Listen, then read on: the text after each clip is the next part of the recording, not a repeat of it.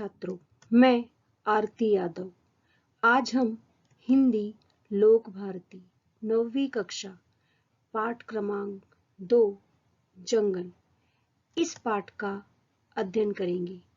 बच्चों, इस पाठ के भाग 1 में हमने देखा कि किस प्रकार पीयूष के मन पर जानवर यानी खरगोश को लेकर उसके मन पर किस प्रकार प्रभाव पड़ता है। तो चलो अब हम आगे चलते हैं। आगे हम देखेंगे इस पाठ की जो लेखिका चित्रा मृदुगल जी, जिनका जन्म 10 सितंबर 1923 चेन्नई तमिलनाडु में हुआ था। इस कहानी के जरिए चित्रा जी बालमानस पर अनुभूतियों, प्राणियों के साथ साथ उनके साथ व्यवहार, उनके संरक्षण एवं प्राणी मात्र के प्रति दया भावना को दर्शाते हुए जो है उन्होंने इस कहानी में दिखाया है।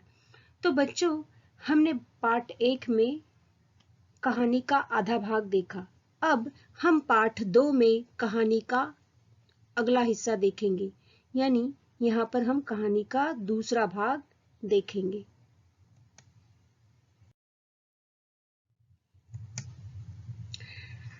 दादी कह रही थी, क्या कह रही थी? कैसे हट पकड़ लिया था पीयूष ने। घर में वह भी खरगोश पालेगा, तोते का पिंजरा लाएगा।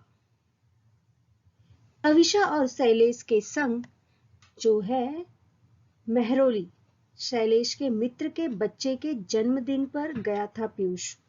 उन लोगों ने मझौले नीम के पेड़ की डाल पर तोते का पिंजरा लटका रखा था। क्या लटका रखा था? तोते का पिंजरा। उन लोगों ने जालीदार बाकड़े में खरगोश पाल रखे थे। पीयूष को खरगोश और तोता चाहिए। तविशा और शैलेश ने बहुत समझाया, फ्लैट में पशु पक्षी पालना कठिन है, कहाँ रखेंगे इन्हें? तब पीयूष ने कहा, बालकनी में। पीयूष ने जगह ढूंढ ली। तविशा ने उसकी बात काट उसे बहलाना चाहा। पूरे दिन खरगोश बाकड़े में बंद नहीं रह सकते, उन्हें कुछ समय के लिए खुला छोड़ना होगा। छोटे से घर में भागा दौड़ी करेंगे, सूसू छीछी करेंगे, टट्टी पेशाब करेंगे। कौन साफ करेगा उन्हें? दादी करेगी। दादी पढ़ाने कॉलेज जाएगी तो उन्हें पीछे कौन साफ करेगा? उनके पीछे कौन साफ करेगा? इस तरह तविशा ने जो है पीयूष से पूछा। तब पीयूष ने क्या कहा कि स्कूल से आकर मैं साफ कर लूंगा, यानी स्कूल से आने के बाद जो है प्ले ग्रुप से आने के बाद मैं उसे साफ कर लूंगा। और ये बातें सुनकर पूरा परिवार जो है हंसने लगा। हंस पड़ा पूरा परिवार। सब लोग तब चकित रह गए जब पीयूष ने दादी को पटाने की कोशिश की। किसको पटाने की कोशिश की? दादी को। क्या पटाने की कोशिश की? कि दादी हर जन्मदिन पर उन्हें उपहार देती हैं और इस बार उसे तोता और खरगोश लाकर दे दे। और पीयूष की बातें सुनकर दादी निरुत्तर हो आई। इस तरह पीयूष ने सोचा, क्या सोचा? कि दादी मुझे कुछ न कुछ तो तोहफा देती ही हैं और इस बार मुझे क्या चाहिए? तोता और खरगोश चाहिए। पीयूष की बातें सुनकर दादी के पास कोई जवाब नहीं था, वो निरुत्तर थी, उत्तर नहीं था पीयूष की बातों का। आगे देखो, आगे तब दादी जी जो है पीयूष को लेकर लाजपत नगर चिड़ियों की दुकान पर गई। पीयूष ने खरगोश का जोड़ा पसंद किया। क्या पसंद किया? पीयूष का जोड़ा। और तत्काल उसका नाम रख दिया गया सोनू मोनू। सोनू मोनू के साथ उनका घर भी खरीदा गया। क्या खरीदा गया? उनका घर, जालीदार बड़ा सा बाकड़ा।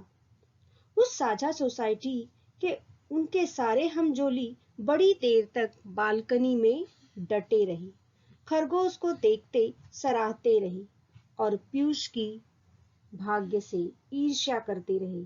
कौन बच्चों? उसी सोसाइटी के जो छोटे छोटे बच्चे थे, वो पीयूष के घर पर आकर बालकनी में बैठे हुए थे और खरगोश को निहार रहे थे, देख रहे थे। और पीयूष ने जो खरगोश लाया था उसको निहार रहे थे, उसको देख रहे थे और पीयूष के भाग्य से ईर्ष्या कर रहे थे। क्यों? क्योंकि वो समझ रहे थे कि कितना किस्मत वाला है और इसको खरगोश मिल गया, एक जानवर इसके घर में आ गया। इस तरह तो दूसरी रोज मोनू सामान्य नहीं हो पाया। पीयू को भी दादी ने प्ले ग्रुप भेजना मुनासिब न समझा। पीयू उनका घर का नाम था। पीयू कौन? पीयूष, जो उसका लाड़ से उसे प्यार से उसे पीयू बुलाते थे। पीयूष घर में रहेगा तो दोनों एक दूसरे को ढाढ़स महसूस करेंगे। उन्हें स्वयं भी कॉलेज जाना स्थगित कर दिया।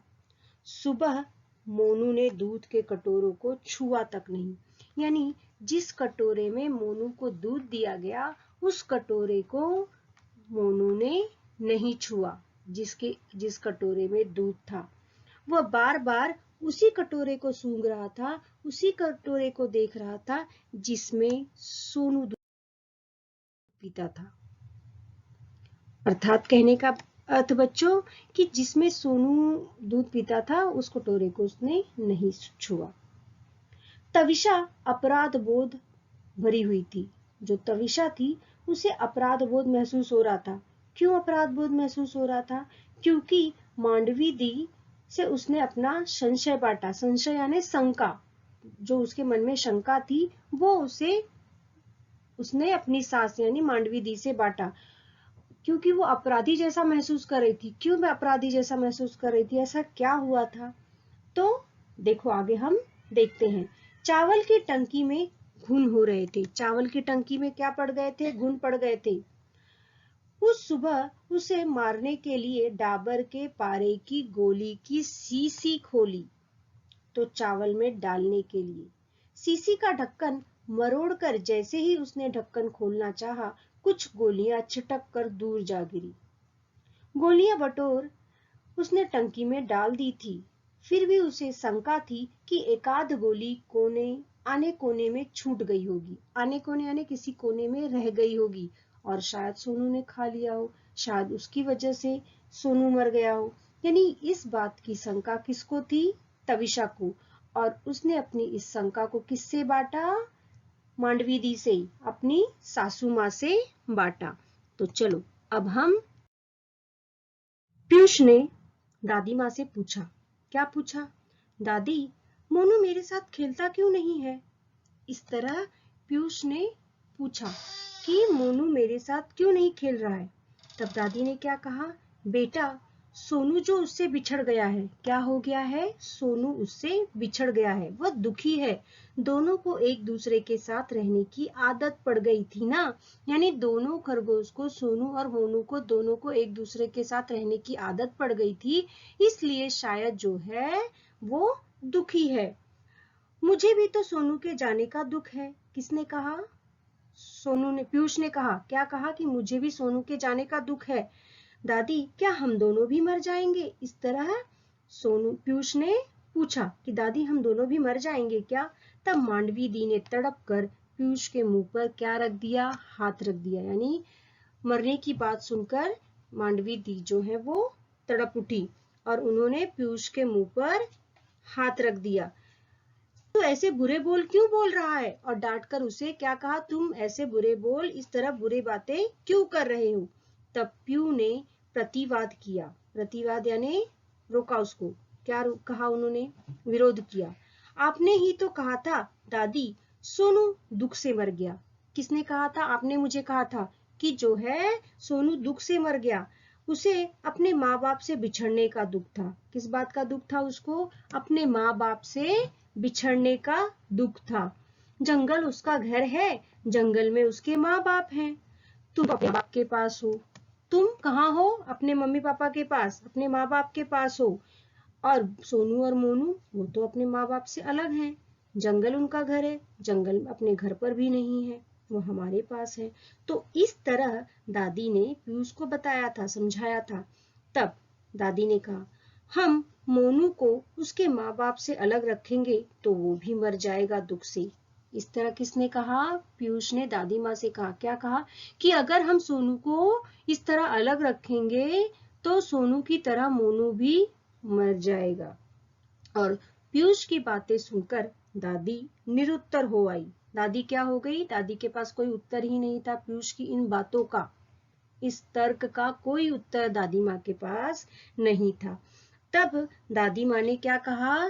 तब दादी माँ ने कहा, मांडवी दी के पास तो पीयूष की कोई बातों का जवाब नहीं था।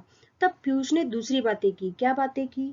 दादी, हम मोनू को जंगल ले जाकर छोड़ देंगे। क्या करेंगे? हम मोनू को जंगल ले जाकर छोड़ देंगे, उसके मम्मी पापा के पास वो पहुंच जाएगा, फिर तो वो नहीं मरेगा। इस तरह किसने कहा? पीयूष ने कहा। किससे कहा? मांडवी दी से। और पीयूष की बातें सुनकर मांडवी दी का कंठ भर आया। क्यों भर आया? और उन्होंने क्या पीयूष का जवाब दिया कि नहीं, वो नहीं मरेगा, मोनू नहीं मरेगा अगर वो अपने मम्मी पापा के पास पहुंच जाएगा, लेकिन तुम मोनू के बिना रह लोगे क्या? इस तरह किसने पूछा? दादी माँ ने पीयूष से पूछा। तब पीयूष ने कहा, हाँ रह लूंगा। ठीक है, शैलेश से कहूंगी कि वह रात को गाड़ी लेकर निकले और हमें जंगल ले चले। दादी माँ ने क्या कहा? कि मैं शैलेश से कहूंगी कि हम लोगों को गाड़ी में लेकर चले। कहाँ लेकर चले? जंगल में। रात में ही खरगोश दिखाई पड़ते हैं। रात में क्या होता है? खरगोश दिखाई पड़ते हैं। शायद मोनू के माँ बाप भी हमें दिखाई पड़ जाएं। इस तरह दादी माँ ने पीयूष को समझाया कि मैं शैलेश को कहूंगी कि वो हम लोग को जंगल लेकर चले। शायद रात में जो है, रात में खरगोश निकलते हैं और रात में शायद हमें मोनू के मम्मी पापा मिल जाए देखने को। दादी, मैंने आपसे कहा था ना, मैंने आपसे क्या कहा था? मैंने आपसे कहा था कि मुझे तोता चाहिए। क्या चाहिए? तोता चाहिए। तब दादी ने क्या कहा? हाँ, कहा था। अब मुझे तोता नहीं चाहिए। अब मुझे तोता नहीं चाहिए दादी। मांडवी दी ने पीयूष को सीने से भींच लिया और दनादन उनका मुंह चूमने लगी। तो दादी माँ की पीयूष की इस तरह की बातें सुनकर कि सोनू मर गया है, जिसका प्रभाव बच्चे के मन पर पड़ा, तुरंत पीयूष ने क्या निश्चय किया कि मुझे तोता भी नहीं चाहिए, मुझे खरगोश भी नहीं चाहिए और मैं उनके बिना रह लूंगा। और उसकी इस तरह की बातें सुनकर दादी माँ उसे अपने गले से लगाकर उसका मुंह चूमने लगी, अपने सीने से लगाकर उसका मुंह चूमने लगी। तो इस तरह जो है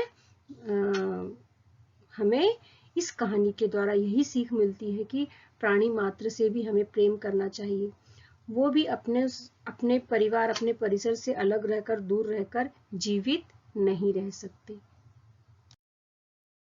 इस कहानी से हमें यही सीख मिलती है कि प्राणी हो, कोई पशु पक्षी हो, हमें उनसे प्रेम करना चाहिए। हमें अपने मन में उनके प्रति दया भावना रखनी चाहिए। जंगल उनका घर है, हमें जंगल नहीं काटने चाहिए।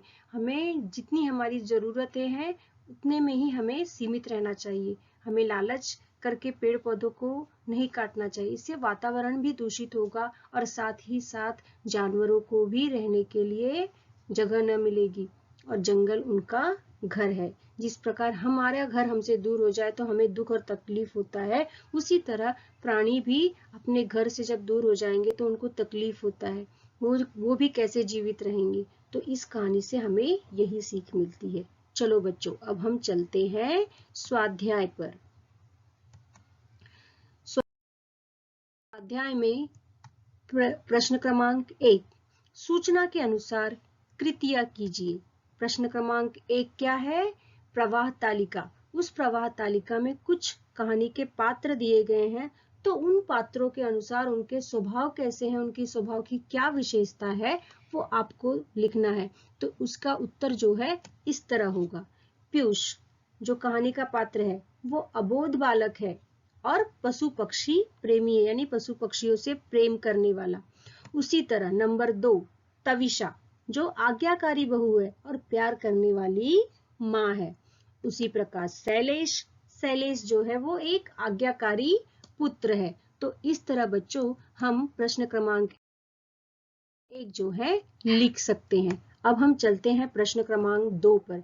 पहचानिए रिश्ते, यानी दो व्यक्तियों के यहाँ पर नाम दिए गए, दो पात्रों के नाम, उनके बीच क्या रिश्ता है वो आपको लिखना है। जैसे पहला दादी और तविषा, इनके साथ क्या रिश्ता है, सास और पुत्रवधू का। उसी तरह पीयूष और शैलेश का क्या रिश्ता है, पुत्र और पिता का। उसी तरह तीसरा तविषा और शैलेश, दोनों के बीच क्या रिश्ता है, पति पत्नी का। और शैलेश और दादी का माँ और बेटे का रिश्ता है। तो इस तरह हम प्रश्न क्रमांक 2 भी लिख सकते हैं। अब हम चलते हैं आगे प्रश्न क्रमांक 3 पर। प्रश्न क्रमांक 3, विधानों के सामने सत्य या असत्य लिखिए। ओके, तो प्रश्न क्रमांक 3 का पहला क्या है, तविषा अचेत सोनू को देख घबरा गई। बात सही है, जब सोफे के नीचे सोनू अचेत पड़ा हुआ था, उसकी हालत देखकर तविषा घबरा गई थी। यह घटना सत्य है। अब हम चलते हैं प्रश्न क्रमांक 2 पर। प्रश्न क्रमांक 2, सोनू सोफे के नीचे सोया था। सही बात है, सोनू कहाँ पड़ा हुआ था, सोफे के नीचे, और उसको देखकर सबको क्या लगा कि सोनू सोफे के नीचे सोया है। ठीक है, इस तरह हम प्रश्न क्रमांक 3 भी लिख सकते हैं। अब हम चलते हैं प्रश्न क्रमांक 4 पर। पालतू प्राणियों के लिए आप क्या करते हैं, विस्तार पूर्वक लिखिए। यानी यहाँ पर मैंने आपको दिया प्रश्न क्रमांक 4, उसमें आपको सोचना है कि आपके पास अगर कोई पालतू प्राणी होगा तो आप क्या करते हैं उसके प्रति। इस तरह सोच विचार कर आप अपने शब्दों में इसका उत्तर लिख सकते हैं। चलो अब हम आगे चलते हैं। प्रश्न क्रमांक 5, कहानी लेखन। दिए गए शब्दों की सहायता से कहानी लेखन कीजिए। उसे उचित शीर्षक देकर प्राप्त होने वाली सीख भी लिखिए। अकाल, तालाब, जन सहायता और परिणाम। तो इन शब्दों के द्वारा आपको कहानी बनानी है और एक अच्छा सा शीर्षक भी देना है। साथ ही साथ उस कहानी से हमें क्या सीख मिलती है वो भी आपको लिखना है। तो बच्चों, इस तरह इस कहानी से हमें यही सीख मिलती है कि हमें प्राणियों के प्रति दया भावना रखनी चाहिए, और उसका प्रभाव चाहे छोटे से छोटा बच्चा ही क्यों न हो, उसका प्रभाव हर मन पर पड़ सकता है। तो हमें प्राणियों के साथ दुर्व्यवहार नहीं करना चाहिए, जंगलों की कटाई नहीं करनी चाहिए। अगर हम जंगलों की कटाई इसी प्रकार करते रहे तो प्राणियों का घर उजड़ जाएगा। धन्यवाद।